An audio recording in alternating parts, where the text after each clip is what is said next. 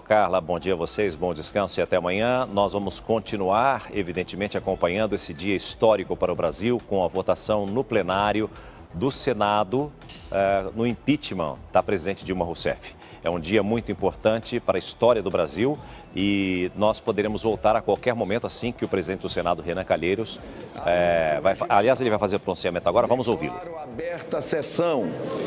A presente sessão, como todos sabem, destina-se à apreciação do parecer 475 de 2016, da Comissão Especial constituída para instituir a denúncia número 1 de 2016, por suposto crime de responsabilidade atribuído à senhora presidente da República, Dilma Rousseff.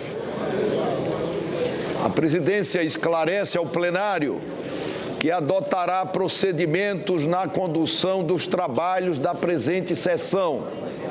A sessão será iniciada pelos oradores inscritos e a palavra será distribuída rigorosamente na ordem de inscrição por até 15 minutos para cada orador, que terá esse tempo dividido em 10 minutos para discussão e 5 minutos para encaminhamento, de forma que teremos uma só fase de discussão e encaminhamento.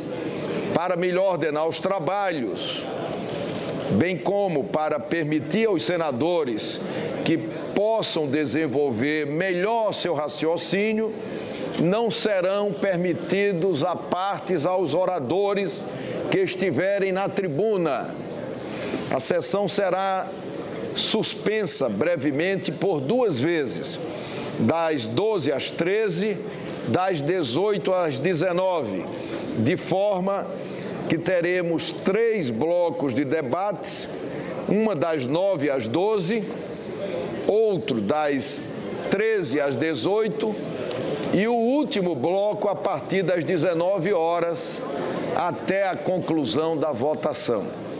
Ao final das manifestações dos oradores inscritos, será concedida a palavra por 15 minutos também ao relator da comissão especial, senador Antônio Anastasia, e na sequência por mais 15 minutos ao defensor da excelentíssima senhora presidente da República, o advogado-geral da União, José Eduardo Cardoso. Não teremos nessa fase da sessão a participação dos autores da denúncia no plenário. Não haverá orientação de bancada pelos líderes. A votação será feita logo após a fala da defesa da presidente pelo sistema eletrônico, por maioria simples, conforme prevê o artigo 47 da Lei número 1079 de 1950. Eu quero deixar registrado ao plenário que na nossa política de modernização legislativa do Senado Federal, esta casa já não publica mais em papel os avulsos das proposições legislativas que aqui tramitam. Essa publicação de hoje, ela é excepcional. Ela se dá exclusivamente em meio eletrônico e hoje nós mantivemos os moldes regimentais que fizemos em 2014. Nós publicamos esses avulsos. Prestados esses esclarecimentos e havendo concordância do plenário, assim será feito. Senhoras e senhores, antes de conceder a palavra aos senadores para algumas questões de ordem, e eu disse há pouco à imprensa que eu tentei me preparar, mas a gente nunca se prepara plenamente para as coisas. Mas eu farei o possível, darei o máximo de mim para responder de pronto qualquer questão de ordem formulada. Eu peço apenas que cada senador que, na forma do regimento, for utilizar de questão de ordem, que tem precedência, que, por favor, o faça num tempo máximo de 3 minutos. E eu garanto que eu vou responder na metade deste tempo. Antes de chamar à tribuna, portanto, a primeira oradora inscrita, eu gostaria de dizer 2 pequenas palavras, senador José Agripino. A sessão de hoje coloca uma imensa responsabilidade sobre este Senado Federal. Decidiremos sobre o afastamento temporário ou a permanência em suas funções da Presidente da República, eleito pelo voto direto da população. O povo brasileiro lutou muito para reconquistar o direito de eleger diretamente seu presidente. E a nossa Constituição, como todos sabem, delegou ao Senado Federal a prerrogativa de processar e de julgar este presidente, caso, após a autorização da Câmara, esta Casa entenda por admitir processo por crime de responsabilidade do presidente da República. Neste momento em que estamos prestes a tomar uma decisão gravíssima por suas consequências, claro, quero pedir mais uma vez encarecidamente a todos os senadores que lancem mão daquilo que sei que tem de sobra, serenidade e espírito público. Tentem deixar de lado disputas regionais ou partidárias, evitem votar movidos por passionalidade, oriundas dos momentos pretéritos ou presentes, ou por mera motivação partidária. A questão que se coloca é uma só. Existem indícios de cometimento de crime de responsabilidade pela senhora Presidente da República no ano de 2015, que justifiquem a abertura de processo com o seu consequente afastamento?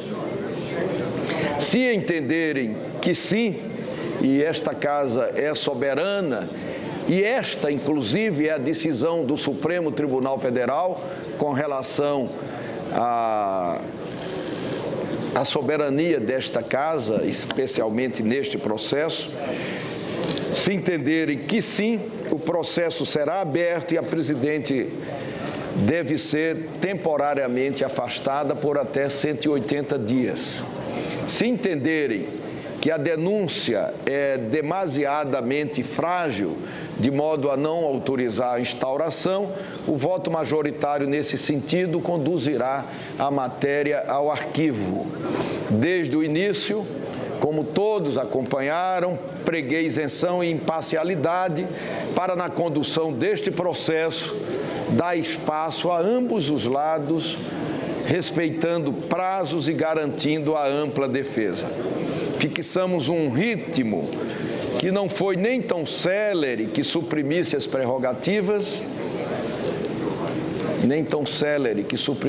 prerrogativas, processuais da Presidente da República, nem tão lento que parecesse procrastinação. A maior evidência disso é que, desde o dia 18 de abril, quando este processo chegou ao Senado Federal, até ontem, nenhum passo ou decisão tomada no âmbito do Senado Federal havia sido judicializada.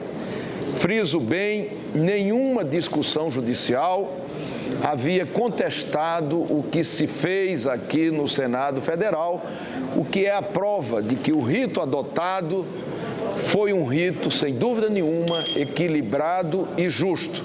Somente ontem, em virtude de uma decisão, lamento, equivocada do presidente interino da Câmara dos Deputados e já revogada por parte da Câmara dos Deputados, gerou-se uma polêmica que levou à discussão no Supremo das decisões que aqui tomamos. Enfim, na linha de isenção que preguei, não me manifestarei nesta discussão, nem deverei votar por estar na presidência do Senado Federal. o que devo fazer também, por ocasião da pronúncia ou da impronúncia, e mesmo no julgamento final, porque eu considero que qualquer ato, passado ou futuro, do presidente desta casa, que deve se conduzir com imparcialidade e com isenção, significará tirá-lo da posição que com muita dificuldade ele tentou manter e tentou proteger. Apenas peço calma desnecessária, responsabilidade, serenidade e espírito público. Fazemos um rito para que a discussão e a decisão do Senado seja sóbria e rápida. É difícil garantir que seja uma decisão indolor, mas que, ao menos, e eu tenho absoluta certeza e convicção, será uma decisão absolutamente republicana. E é isso que o Brasil espera do Senado Federal. Nós passaremos agora à fase da discussão. Hoje é um dia histórico para o Brasil com a votação do processo de impeachment contra a presidente Dilma Rousseff. Hoje em dia vai continuar acompanhando cada detalhe e a qualquer momento voltaremos trazendo novas informações direto e ao vivo da capital federal, Brasília, para você. Lembrando que é uma sessão muito longa, como disse o presidente na abertura. Começamos com 1 hora de atraso, era previsto para as 9 horas da manhã, começou às 10 praticamente. Teremos uma parada ao meio-dia, outra às 6 da tarde e o término muito provavelmente no final desta quarta-feira ou até mesmo durante a madrugada de quinta-feira. Todos os detalhes você vai acompanhar junto com a gente aqui no Hoje em Dia e a mais ampla, completa e melhor cobertura de todo esse processo do impeachment na Rede Record de televisão. E agora, eu chamo a sua atenção para essa imagem impressionante, porque um jovem escapou da morte e por muito, mas muito pouco, ele não foi atingido por um veículo completamente desgovernado. Câmeras de segurança registraram o flagrante. Veja, é madrugada, o rapaz descansa tranquilo, sentado em uma mureta. Olha, tá descansando, de repente o carro vem, ele levanta. Foi o tempo suficiente dele levantar rapidamente. Ele saiu daquele instante de tranquilidade, não é? Para levantar e foi o tempo suficiente dele sair. O carro bateu na mureta, rodopiou, se chocou contra o poste e em seguida, olha aí, você viu só, né? Tá assustada, Tiziane? Por sorte, ele arrancou a mureta, não é? Ele arrancou a mureta com impacto, não é? O carro quase capotou e parou em virtude do poste que estava ali. O motorista acabou fugindo, ainda não foi localizado e, apesar do susto, que foi grande, o rapaz não se machucou. Esse fato aconteceu no centro de Itumbiara, no sul de Goiás. A polícia apreendeu fuzis, pistolas e muita munição. Além disso, veículos blindados, o que significa que esse material pertencia a uma quadrilha especializada em grandes assaltos. Pelo menos 20 criminosos estariam se preparando para agir nos próximos dias. Acompanhe. O número de armas apreendidas realmente chama atenção. São 10 fuzis, 5 carregadores, 7 pistolas e várias munições. Tudo isso estava nas mãos de uma quadrilha. Todo esse trabalho só foi possível ser realizado depois de 2 meses de investigação. De todas as armas apreendidas pela polícia, a mais potente é essa, a Bert .50. Ela tem capacidade para derrubar um helicóptero, derruba avião, carro blindado. Foram apreendidos também coletes à prova de balas e rádios comunicadores. 22 homens iam participar do assalto, que só não aconteceu porque os policiais chegaram a tempo. Para a polícia, esta quadrilha está envolvida com assalto a uma empresa de transportes de valores em Santos, no mês passado. O armamento usado é bem semelhante ao apreendido hoje. No roubo, os bandidos armados com fuzis invadiram a empresa, pegaram os malotes e fugiram. Houve troca de tiros. 2 policiais militares e um morador de rua foram mortos. Os policiais já conseguiram recuperar cerca de 9 milhões de reais. Além desse roubo, a quadrilha também teria participado do assalto em uma outra empresa de transporte de valores em Campinas. Nesse ataque, ninguém ficou ferido. Um assalto que ficou conhecido como o roubo dos 50 milhões de reais. Uma quadrilha invadiu um condomínio, fez 20 reféns e ainda obrigou uma adolescente a segurar uma granada. O mais impressionante dessa história é que os 11 assaltantes entraram sem ameaçar nenhum funcionário ou morador. Usaram apenas o controle eletrônico da garagem. Esta aposentada havia acabado de chegar no condomínio e foi rendida na porta do elevador. Ele colocou o revólver no meu peito, né? E eu até achei que era brincadeira, né? Porque ali nunca aconteceu, mas era real, né? E eu desfaleci, eu desmaiei. Ela conta que o desmaio não fez os bandidos recuarem. Eles me arrastaram para a casa do zelador e lá dentro já tinha várias pessoas que eles já tinham abordado também. A aposentada mora com o marido neste prédio que fica na Vila Andrade, região do Morumbi, na zona sul de São Paulo. Eram 11 assaltantes. Este vídeo mostra a chegada de parte da quadrilha. O carro prata manobra na esquina e vai em direção ao prédio. Veja que os criminosos seguem direto para a garagem. Segundo a polícia, eles tinham um controle do portão, o que facilitou a invasão. Esta é a rotatória que aparece nas imagens. O carro dos bandidos fez exatamente este trajeto aqui que eu faço agora caminhando. Eles vieram até esta ponta aqui e depois retornaram em direção ao quarteirão da frente. A gravação foi feita por uma câmera que está posicionada naquele prédio ali. Mas o alvo da quadrilha foi um outro edifício que fica exatamente nesta rua. É aquele prédio, o primeiro do quarteirão. A ação da quadrilha durou pelo menos 2 horas e meia. 20 moradores foram feitos reféns, incluindo mulheres e crianças. A filha de 16 anos desta mulher foi obrigada pelos bandidos a segurar uma granada na mão. Os criminosos também estavam com armas de grosso calibre, como fuzil.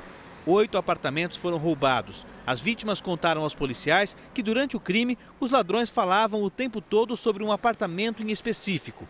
Pareciam ter informações sobre o que encontrariam lá. É onde mora este casal de indianos, que também foi roubado. Assim que os assaltantes fugiram, a polícia foi avisada e conseguiu localizar um dos carros da quadrilha. Houve perseguição. Primeiro, na fuga, ele caiu numa depressão e bateu o fundo, estourando um dos pneus. Mesmo assim, ele prosseguiu marcha. Logo adiante tinha uma feira, um caminhão da feira manobrando de ré, ele conseguiu passar, o que dificultou a nossa passagem. O carro foi abandonado na região do Campo Limpo. Nenhum bandido foi preso, mas os ladrões deixaram para trás parte do que foi roubado. São dezenas de joias, aparelhos eletrônicos e até dinheiro, incluindo moeda estrangeira. A Polícia Civil vai investigar o caso. Para quem passou por este trauma, voltar para casa esta noite foi uma mistura de alívio e apreensão. Eu achei que era uma coisa assim inacreditável.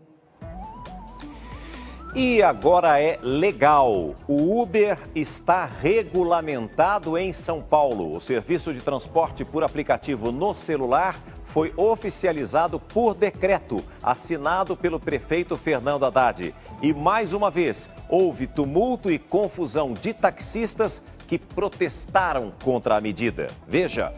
Na manifestação, os taxistas usaram rojões e liberaram apenas uma faixa da Avenida 23 de Maio, uma das principais de São Paulo. Alguns carros pretos também foram alvo de ataques violentos. Foi na base da intimidação que taxistas convenceram colegas a aderir ao protesto. Poucos conseguiram escapar do bloqueio no centro de São Paulo em alta velocidade. Um carro da Companhia de Transportes Municipal foi cercado e atacado com ovos. A polícia não agiu para impedir a ação. O protesto começou depois que o prefeito Fernando Haddad anunciou por decreto a regularização de aplicativos de transporte como o Uber. Em contrapartida, liberou corredores de ônibus para os táxis. Nós estamos liberando os corredores para os táxis em todos os horários e as faixas de ônibus, mesmo sem passageiro. Não foi o suficiente para conter a fúria dos taxistas que temem perder mercado. Eles também bloquearam a Marginal Tietê com barricadas de fogo. O sindicato não pode ficar de mãos atada. Nós vamos entrar com ação no Ministério Público. Um dos argumentos para a regulamentação é que São Paulo poderia abrigar mais táxis do que a frota atual. Hoje são 3,2 para cada 1.000 habitantes, 40% a menos que o Rio de Janeiro, por exemplo. Com isso, a Prefeitura quer regulamentar cerca de 5.000 veículos que prestam um serviço de transporte pelo aplicativo. Por quilômetro rodado com passageiro, cada motorista deverá pagar cerca de 10 centavos ao município. Nós temos verificado que muitos motoristas parceiros estão trabalhando mais horas do que deveriam, né, por um tempo maior, né, de trabalho, e andando mais quilômetros. Com isso, a margem de lucro dele diminui. À noite, novos protestos de taxistas.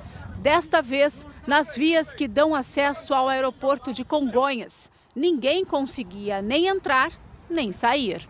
E os taxistas prometeram novas manifestações para hoje em São Paulo. Vamos conversar ao vivo com a repórter Samara Bastos, que está em frente à prefeitura no Vale do Anhangabaú, aqui na capital. Bom dia, Samara. Como é que está a movimentação por aí e quais são as novas manifestações dos taxistas para esta quarta-feira?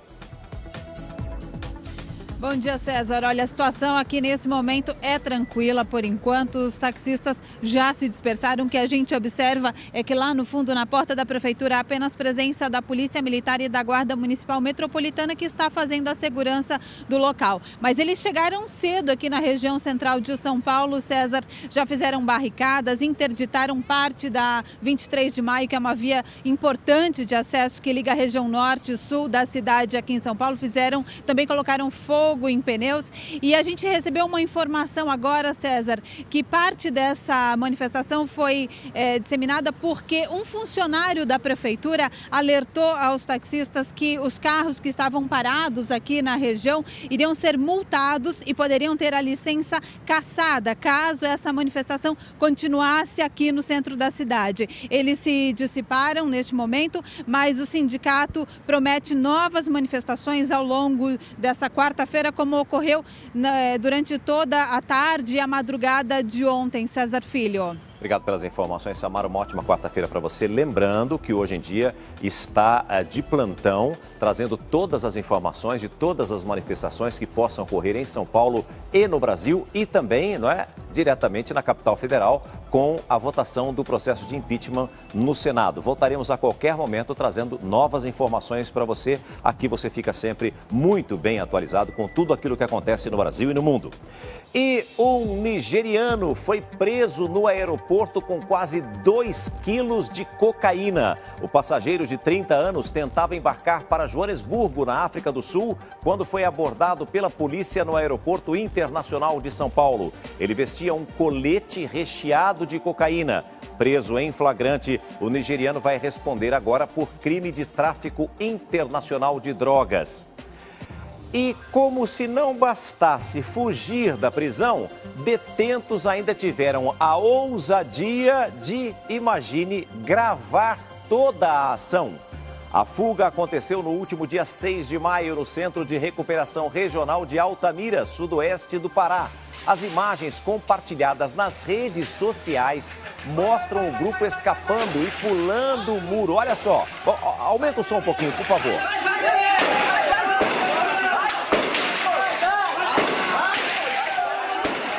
Olha aí, eles pulando o muro na maior tranquilidade, com tiros correndo para tudo quanto é lado. Quer dizer, do lado de cá da guarita, onde deviam estar os seguranças, você percebe, e um outro detento filmando, gravando tudo na maior tranquilidade. Dos 4 fugitivos, 2 ainda estão foragidos. A Corregedoria do Sistema Penitenciário do Estado informou que abriu uma sindicância para apurar como o aparelho celular foi usado na gravação que acabou mostrando tudo isso para a gente. Como é que esse aparelho entrou no presídio? A gente também gostaria de saber como é que muitos aparelhos entram no presídio. Hoje em dia mostrou, inclusive, aqui para você, através de uma reportagem, que muitos aparelhos são apreendidos, E quantos que não passam, durante essa fiscalização? E que eles são comercializados dentro do sistema prisional. É incrível isso aqui no Brasil. E depois de informar um endereço falso na saída temporária de Dia das Mães, Suzane von Richthofen perdeu o direito ao regime semiaberto. Condenada a 39 anos de prisão por matar os pais em 2002, Suzane falou que iria para a casa de uma amiga em Itapetininga, interior de São Paulo. Mas o endereço não existia. Por causa disso, a Justiça suspendeu o benefício do semiaberto. A decisão é provisória e foi comunicada ontem. Para o defensor, Suzane não teve culpa da troca de endereço. Já a juíza alega que a detenta praticou falta disciplinar de natureza grave.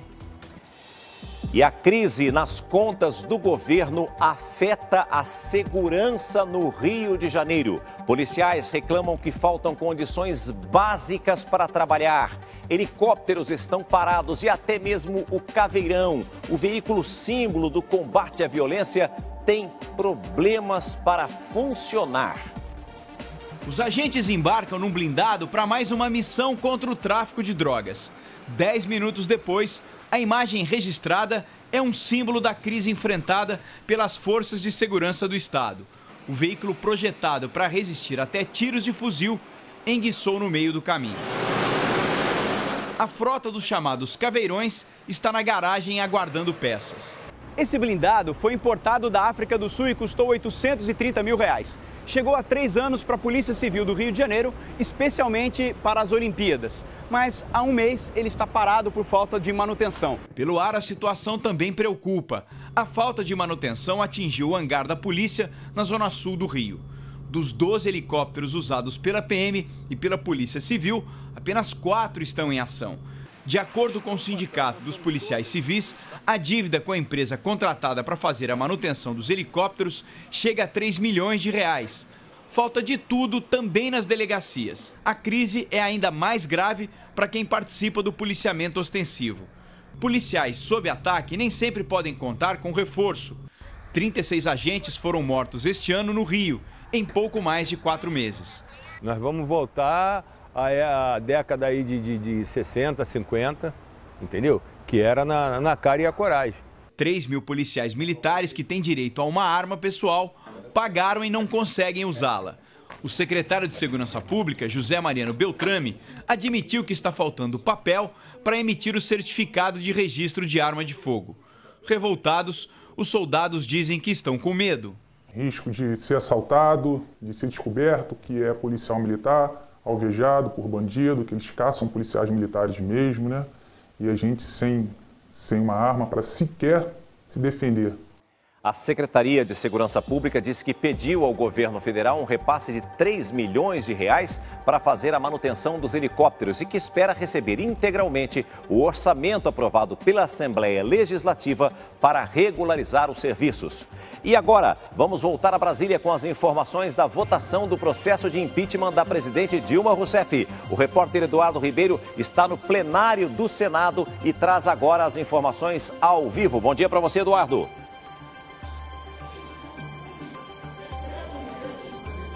Bom dia, César Filho. Bom dia a todos que acompanham aqui Hoje em Dia. A sessão começou com certo atraso. Nós estamos acompanhando neste momento questões de ordem que vão sendo apresentadas pelos senadores. O número ainda não é muito grande de parlamentares aqui no plenário, entretanto a sessão já começou.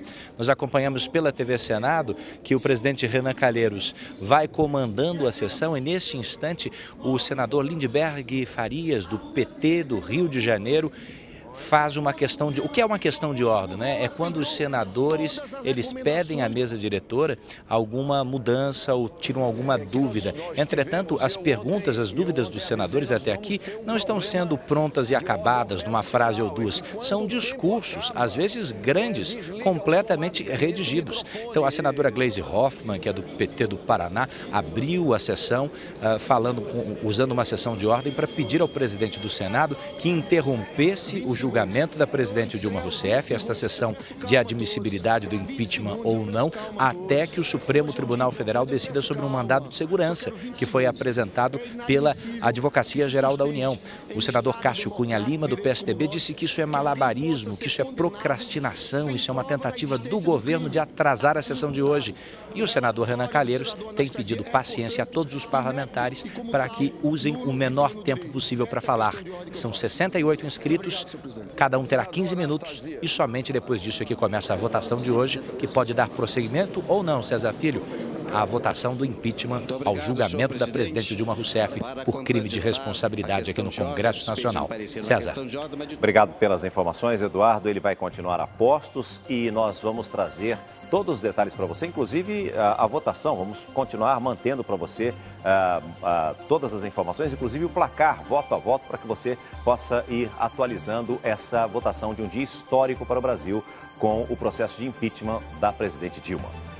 O mês de abril registrou um aumento de quase 6% no número de brasileiros inadimplentes. Significa dizer que mais de 500 mil de pessoas deixaram de pagar alguma conta e foram inscritas nos cadastros de restrição ao crédito. E o cenário revela que está difícil até mesmo manter as contas básicas, como luz e água. Veja agora na reportagem de Samara Bastos. A regra é clara, tem que apertar o cinto, mas nem sempre é possível cortar tantas despesas. Comer não dá para cortar. Saúde, né? Medicina também não pode. Aluguel, condomínio. Dona Alice diz que já diminuiu 30% a conta de luz, reduziu as compras no supermercado e cortou até o telefone, mas ainda não conseguiu sair do vermelho. A gente corta de um lado, diminui o gasto de um lado, mas sobe de outro. Então a gente procura equilibrar um pouquinho, né? O brasileiro está ainda mais endividado. Já são quase 60 milhões de consumidores inadimplentes em todo o país.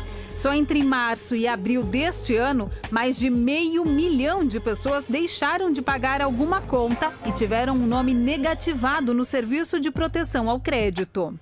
É melhor a pessoa ser pobre, não ter nada, do que ter o nome sujo. A pessoa que tem o nome sujo, ele anda com medo, tem medo de chegar numa loja, olhar para as mercadorias, tem vergonha. O Nordeste é a região mais endividada do país, com aumento de quase 8% de inadimplentes em relação ao ano passado. Em seguida vem o Norte, Centro-Oeste e o Sul. O Sudeste não entra na pesquisa porque há uma lei que dificulta o registro de CPFs negativados. Muita gente deixou de ser negativado por conta dessa lei, então se ela não existisse, certamente a gente teria mais gente ainda no cadastro de devedores. O desemprego e a queda na renda são as maiores causas da inadimplência, segundo a pesquisa do SPC. Hoje, quase 11% dos brasileiros estão sem trabalho. E o que preocupa os especialistas é que o consumidor está deixando de pagar as contas básicas, como a água e a luz. O Brasil viveu uma fase onde era muito fácil conseguir crédito. E agora, desde 2015 para cá, o que a gente vê é que o brasileiro tem um orçamento mais restrito e tem que pagar essas dívidas que ele fez no passado. Então, com muitas dívidas e orçamento mais apertado, a inadimplência bate a porta do consumidor. Dilma acumula pilhas e pilhas de dívidas. Aqui tem conta de água, de luz, telefone. Dilma, tá tudo atrasado? 90%. Como está mais atrasado é o consórcio, 30 dias e 25 mil ligações já tem em 30 dias. A dor de cabeça da depiladora começou no ano passado, quando ela montou uma padaria e não deu certo. Foram mais de 30 mil reais de prejuízo. Só o primeiro mês do investimento da padaria foi quase mil, foi 980 reais de gás. Onde eu pagava, sei lá, 100 vezes menos o valor. Junto com a dívida do negócio que faliu, ela acumula as parcelas do consórcio do carro, da casa, além do cartão de crédito. No total, Dilma deve mais de 150 mil reais. Eu acho que eu vou começar a trabalhar em circo, porque realmente eu me desdobro, pago o que tem. O que o juro é menor, sempre faço um cálculo, o juro é menor, eu escolho, eu pago, às vezes a conta de luz, às vezes a de água. O convênio médico é sempre 10, 15 dias de atraso. E para piorar a situação, Gilma pediu um empréstimo de R$15 mil no banco. A ideia era quitar parte da dívida, mas ela se enrolou ainda mais. Peguei um empréstimo de 15 mil. Ele transformou na minha mão em 32 mil. Gilma diz que já diminuiu bastante o uso do cartão e cortou as despesas extras, mas sabe que vai ter que ser paciente para sair dessa bola de neve. O meu investimento seria os meus filhos. Meus filhos ainda fazem estágio. Então, daqui, se ele se efetivar na empresa, ele vai poder me ajudar. O outro entra também a trabalhar, começa a trabalhar, também começa a solucionar. Então, logo, logo, eu tenho aquela coisa de pagar 2 prestações da casa ao mês. As dívidas bancárias têm sido um outro vilão na vida de quem está inadimplente. Segundo a pesquisa, houve um crescimento de mais de 5% entre os brasileiros que não conseguem acertar as contas com as instituições financeiras. Eu comprei um carro naquela época, era 12 mil, eu paguei mais de 25 quando eu fui fazer as contas. O cartão de crédito também tem deixado muita gente de cabelo em pé. Em abril, a taxa média dos juros do cartão subiu mais de 430%. É o maior patamar desde 1995. E a gente vê, inclusive, o brasileiro recorrendo a crédito para negativado, que é ainda pior que o cartão de crédito, porque tem taxas de juros que chegam a 900%. Então, o brasileiro pega assim crédito para pagar outro crédito, enfim, ele abre um buraco para tapar o outro, né? O que nunca é recomendado.